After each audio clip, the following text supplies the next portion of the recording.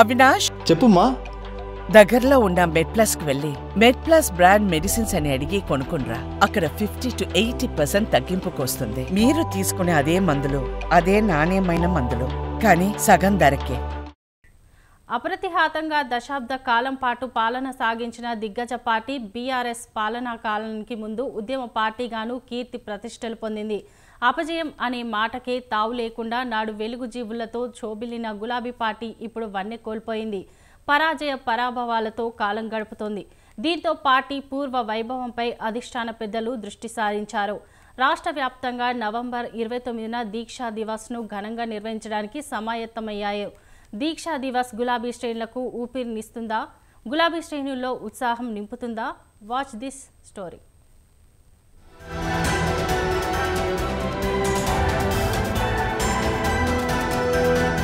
అధికార పగ్గాలు తప్ప ప్రతిపక్షం విపక్షం అనే మాటలే వినని కరని బీఆర్ఎస్ తన ప్రస్థానాన్ని 10 ఏళ్ల పాటు నిరాటంకంగా సాగించింది. కాలం కలిసి రాకపోతే తాడే పామై కరుస్తుందని అనే సామెత మాదిరి అంత వెలుగు వెలిగిన బీఆర్ఎస్ గత ఎన్నికల్లో హస్తం పార్టీ చేతిలో చిత్తుగా ఓడిపోయింది. కర్ణాటక ఎన్నికల ముందు రాష్ట్రంలో కాంగ్రెస్ పార్టీ ఉనికే ప్రశ్నార్థకంగా ఉండేది. అంపశయ్య మీద ఉన్న కాంగ్రెస్ పార్టీకి కర్ణాటక ఎన్నికలు ఆక్సిజన్ ఇచ్చాయి. తెలంగాణలో దిగ్గజ పార్టీగా ఉన్న బీఆర్ఎస్ ను కాంగ్రెస్ ఓడించడమే కాకుండా ఆ పార్టీ అధినేతను తెలంగాణ ప్రజలు మరిచిపోయారని వ్యాఖ్యానించే స్థాయికి కాంగ్రెస్ నేతలు వచ్చారు. దీంతో బీఆర్ఎస్ నేతలు తీవ్ర కలత చెంది సుదీర్ఘ ఆలోచనల అనంతరం ఉద్యమ సెంటిమెంట్తో ప్రజల్లోకి వెళ్లాలని నిర్ణయించుకున్నట్టు తెలిసింది.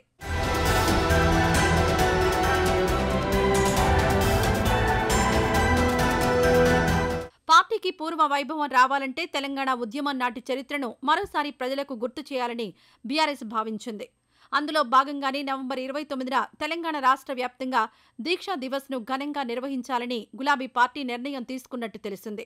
దీక్షా దివస్ను విజయవంతం చేసి పార్టీ క్యాడర్లో జోష్ నింపేందుకు గులాబీ పార్టీ కసరత్తు చేస్తున్నట్టు, ఇందుకు భారీ జనసమీకరణ చేయాలని భావిస్తున్నట్టు తెలిసింది. రాష్ట్రంలోని అన్ని జిల్లా కేంద్రాల్లో ఈ కార్యక్రమాన్ని భారీ ఎత్తున నిర్వహించడానికి సమాయత్తమవుతున్నట్టు సమాచారం. అయితే పార్టీ కమిటీలు లేకపోవడం వల్ల నేతలు కొంత అసంతృప్తితో ఉన్నట్టు తెలుస్తోంది.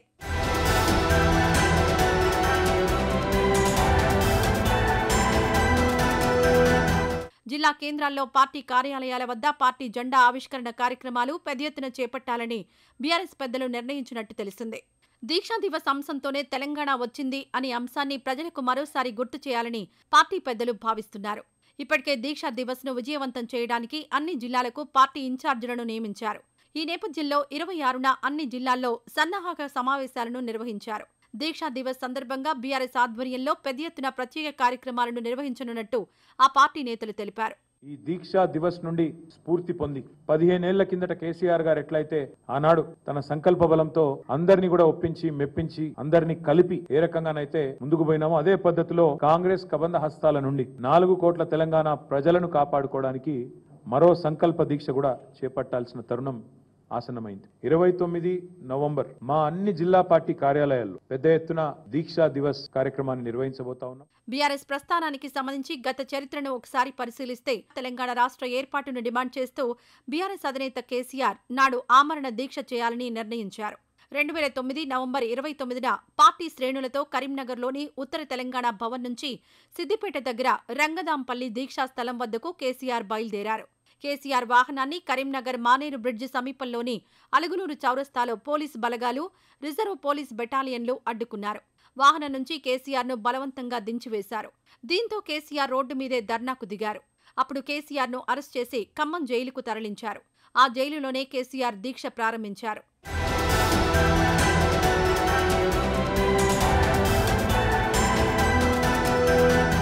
తాను లేకున్నా ఉద్యమం నడవాలి అని 2009 డిసెంబర్ 1న కేసీఆర్ ప్రకటించారు.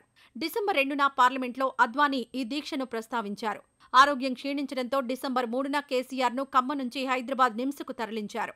డిసెంబర్ 4న తెలంగాణ వస్తే జైత్రయాత్ర, లేకుంటే నా శవయాత్ర అని కేసీఆర్ ప్రకటించారు. డిసెంబర్ 5న పలువురు ప్రముఖ నేతలు వెంకటస్వామి, చిరంజీవి, చంద్రబాబు నాయుడు, కాంగ్రెస్ ఎంపీలు కలిసి దీక్ష విరమించాలని కోరినా కేసీఆర్ నిరాకరించారు. డిసెంబర్ 6న అసెంబ్లీలో 14Fను రద్దు చేస్తూ తీర్మానం చేశారు.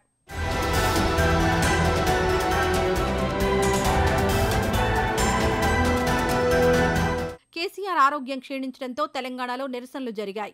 డిసెంబర్ 7న అప్పటి సీఎం రోషయ్య అధ్యక్షతన జరిగిన అఖిలపక్ష సమావేశంలో అన్ని పార్టీలు తెలంగాణ రాష్ట్ర ఏర్పాటుకు మద్దతు ప్రకటించాయి. డిసెంబర్ 8న తెలంగాణ ఏర్పాటు దిశగా సోనియా గాంధీ నిర్ణయం తీసుకున్నారు. దీంతో డిసెంబర్ 9న కాంగ్రెస్ కోర్ కమిటీ 5 సార్లు సమావేశమైంది. తెలంగాణ ప్రత్యేక రాష్ట్రం ఇస్తున్నట్లుగా ప్రకటన చేయాలన్న సోనియా సూచన మేరకు కేంద్ర హోంమంత్రి హోదాలో చిదంబరం తెలంగాణ రాష్ట్ర ప్రక్రియ ప్రారంభిస్తున్నట్టు ప్రకటన చేశారు. దీంతో 11 రోజుల ఆమరణ దీక్షను కేసీఆర్ విరమించారు.